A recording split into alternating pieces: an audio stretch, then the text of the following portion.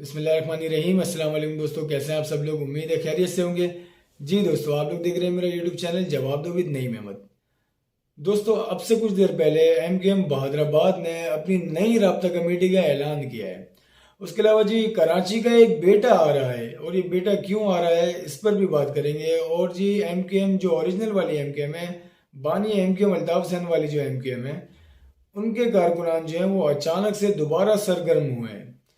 तो जी शुरू करते हैं पहले एमकेएम बहादुराबाद से। अब से कुछ देर पहले एमकेएम बहादुराबाद ने अपनी नई राब्ता कमेटी का ऐलान किया है, और इसमें नए लोग जो हैं वो 9 लोग जो हैं वो शामिल किए गए।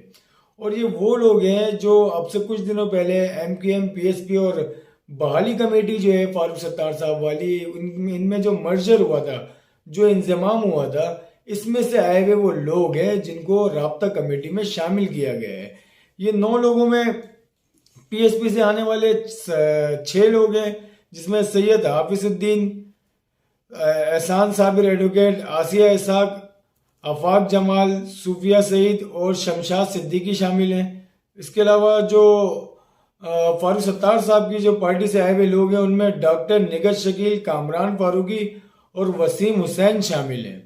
ये 9 लोग हैं, और ये 9 लोग जो हैं, मतलब इनमें से एक जो है कामरान फारूकी साहब, वो जो अल्ताफ हुसैन साहब जब होते थे एमकेएम में, मतलब अभी भी हैं वही एमकेएम में, तो उनके मतलब जब उनकी सियासत होती थी अल्ताफ हुसैन साहब की, तो उस टाइम पे कामरान फारूकी साहब जो हैं वो एमपीए हुआ करते थे, सिंध असम्बली के मेंबर हुआ करते थे। वो भी इस राब्ता कमेटी में शामिल हैं, और ये सारे नए लोग जो है वो शामिल किए गए। और कहा यह जा रहा है जो पुराने लोग थे उनको बिल्कुल साइडलाइन कर दिया गया है।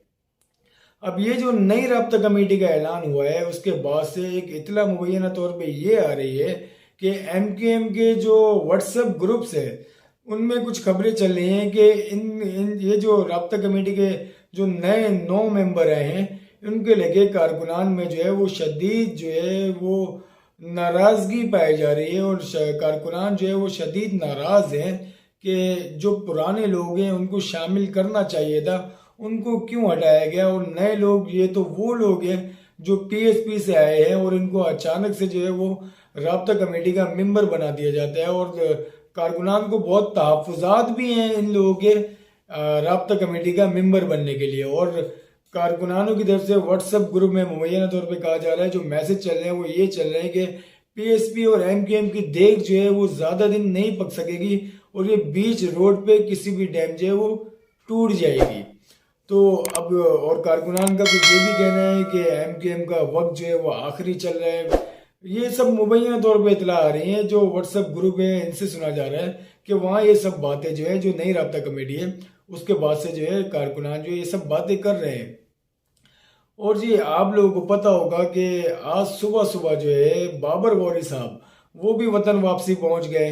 मेरे आप पिछले अगर व्लॉग उठा के देखे, उसमें मैंने आपको तफसील से बताया था कि बाबर गौरी जो है वो वतन वापस आना चाहते हैं, लेकिन उनको खदशा ये है कि उनको किसी ऐसे केस में गिरफ्तार कर लिया जाएगा जिसका उनको पता ही नहीं होगा। जैसे वो आज से 6-7 महीने पहले आए थे, और उनको वो अपनी सारी जमानतें लेकर आए थे, उसके बाद जो उनको एयरपोर्ट से गिरफ्तार कर लिया जाता है, और उनके ऊपर केस ये बनाया जाता है कि जो 22 अगस्त 2016 को जो अल्ताफ हुसैन साहब ने तकरीर की थी, उसमें जो है वो इन्होंने तालियां बजाई थी इस केस में, और इनको जो है वो गिरफ्तार कर लिया गया था। उसके बाद जो इससे जमानत होती है, और फिर ये दोबारा चले जाते हैं अमेरिका। लेकिन अब जो है वो दोबारा आना चाहते थे, कहते थे कि वालिदा जो है वो सख्त बीमार है उनकी, इसलिए वो आना चाहते हैं मुल्क में।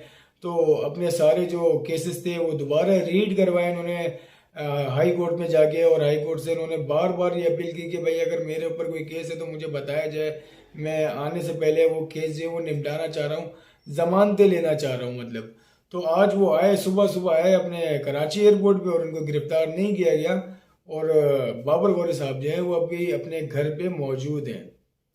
अब वो किस पार्टी में जाते हैं, मतलब वो एमकेएम बहादुराबाद में जाते हैं, या पीपल्स पार्टी में जाते हैं, या नून लीग में जाते हैं, क्योंकि जो एमकेएम के एक और सीनियर रहनुमा हैं, उन्होंने भी अब से कुछ देर पहले जो है वो बड़ी तारीफें की थी नून लीग की, रजा अरुण साहब ने। और और जो है खबरें कुछ ये भी आ रही थी कि रजा हारून साहब जो है वो मियां नवाज शरीफ साहब से मिलना चाह रहे हैं और वो ख्वाहिशमंद हैं कि वो नून लीग में शमूलियत इख्तियार करें, लेकिन मियां साहब जो है वो उनको टाइम नहीं दे रहे हैं, क्योंकि रजा हारून खुद भी लंदन में ही होते हैं और मियां साहब भी लंदन में होते हैं। तो हो सकता है कि बाबर गौरी जो आए हैं ये शायद पीपल्स पार्टी में चले जाएं या नून लीग में चले जाएं, कुछ कह नहीं सकते, कहीं भी जा सकते हैं। हो सकता है एमक्यूएम लंदन में भी चले जाएं या कोई ऐसी बात कर दे वो।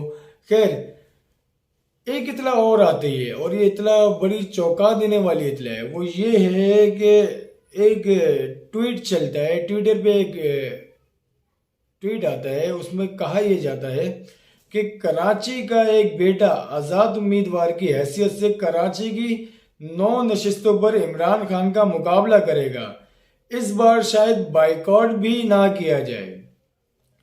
अब ये जब एक ट्वीट सामने आता है, इसके बाद जो है वो लोगों में एक तशवीश भी फैल जाती है कि यार ये कराची का बेटा और आ रहा है और इमरान खान के खिलाफ इलेक्शन लड़ेगा 9 सीटों के ऊपर और बाइकआउट का भी ऐलान नहीं होगा। तो मतलब ये है कि सरपरस्ती में आ रहे हैं, आशीर्वाद से आ रहे हैं अल्ताफ हुसैन साहब की, इसलिए बाइकआउट भी नहीं किया जाएगा। लेकिन ये कराची का बेटा है कौन? लोगों ने बहुत सारे इसके ऊपर जवाब दिए कि कराची का बेटा जो है राशिद लतीफ़ है, किसी ने कहा नहीं जी कराची का बेटा जो अली रजा अब्दी है वो आ रहे हैं और वो इमरान खान के खिलाफ इलेक्शन लड़ेंगे और अल्ताफ हुसैन की सरपरस्ती में आएंगे। तो और भी बहुत से नाम जो है वो लिए गए, ज़्यादा नाम जो है वो राशिद लतीफ़ साहब का और अली रजा अब्दी साहब का नाम लिया गया कि जो कराची के बेटे हैं वो तो यही हैं जो सरपरस्ती में आ सकते हैं अल्ताफ हुसैन साहब की और इलेक्शन लड़ सकते हैं और इमरान खान को शिकस्त भी दे सकते हैं।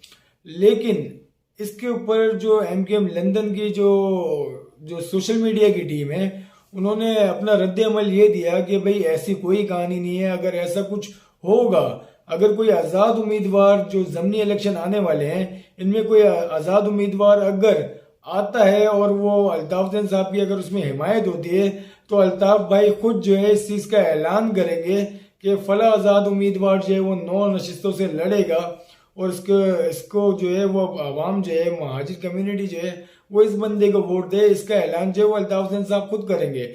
लेकिन अभी ऐसी कोई स्टोरी नहीं है, कोई कराची का बेटा अल्ताफ हुसैन साहब के आशीर्वाद से नहीं आ रहा।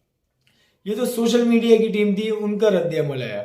लेकिन जो वहाँ की राब्ता कमेटी है जिसमें बड़े बड़े लोग शामिल हैं, कासिम रजा साहब हैं, मुस्तफ़ा अजीज़ाबादी साहब हैं, इनकी तरफ से इस बात को लेके ना किसी किस्म की कोई तस्दीक हुई है ना किसी किस्म की कोई तरदीद हुई है। तस्दीक तो होगी नहीं, वो तो आप लोग भी जानते हैं। अगर तस्दीक हो जाती है हाँ भाई कोई आ रहा है तो फिर आपको पता है ना कुछ भी हो सकता है। बेहतर जानते हैं आप लोग कि अगर वहाँ से अगर कोई बोल देता है कि भाई फला आज़ाद उम्मीदवार जो खड़ा हो रहा है उससे हमारी हिमायत हासिल है तो आज़ाद उम्मीदवार फिर वो आज़ाद नहीं रहेगा, आप लोग भी समझते हैं।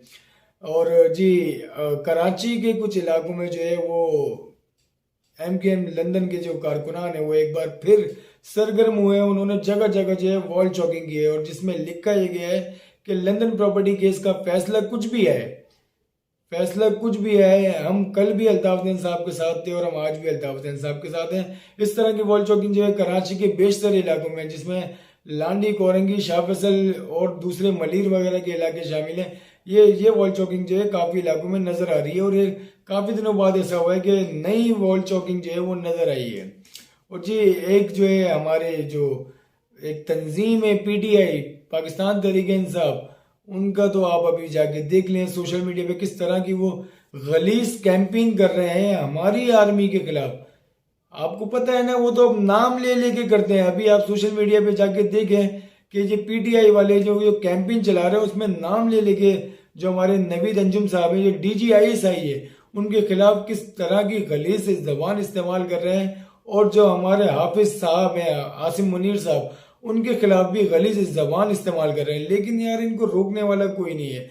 आज एक इतनी गंदी वीडियो जो है वो पीटीआई के एक कारकुन की तरफ से जो वो अपलोड की गई है ट्विटर के ऊपर, जिसमें दिखाया ये जा रहा है कि 1971 में जो सरेंडर हुआ था सकूते ढाका के टाइम पे, उस टाइम पर जो हमारी फौज के साथ इंडियन आर्मी ने जो कुछ किया वो वीडियो जो है वो अपलोड की गई है। लेकिन यार बात वही है ना, वो शायद अब भी लाडले हैं, उनके खिलाफ कोई कार्रवाई नहीं होती, उनको उनको लापता नहीं किया जाता।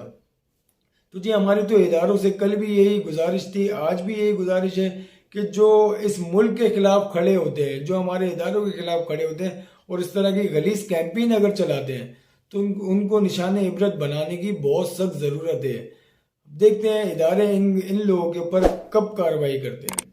आप लोगों को मेरी वीडियो कैसी लगी अपना फीडबैक लाजमी दिएगा और मेरे यूट्यूब चैनल को लाजमी सब्सक्राइब करें।